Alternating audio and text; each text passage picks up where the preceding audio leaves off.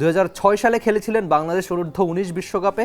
বাংলাদেশেই লিস্টে আর প্রথম শ্রেণীর ক্রিকেটে অভিষেক। 2009 সালে নেটে ব্যাটিংয়ের সময় চোখে বল লাগে। তারপর একটা কামব্যাক করার চেষ্টা করেছিলেন। 2014 সালে নতুন শুরুর আশায় পর্তুগালেই পাড়ি জমান সিরাজুল্লাহ খাদেম নিপু। মিডিয়াম পেস ছেড়ে একসময় বাহাতি স্পিনটাই শুরু করেন এই বোলার। 7-8টা বছর ছিল যে রাতে ঘুমানোর সময় চিন্তা করতাম সকালে ওঠার পরেই তো আমার কাজে যেতে হবে। তো বেসিক্যালি পর্তুগালে ক্রিকেট খেলাটা এত ইজি না।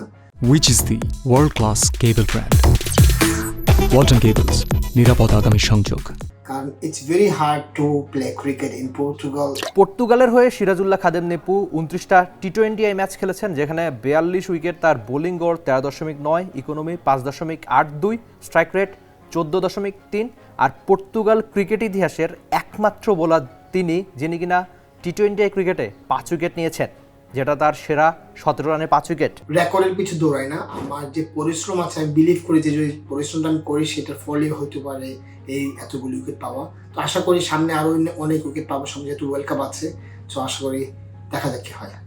For more updates, subscribe to our YouTube channel and click on the bell icon. Follow us on Facebook and Instagram. Download T-Sports app to enjoy exciting games and highlights. Visit tsports.com.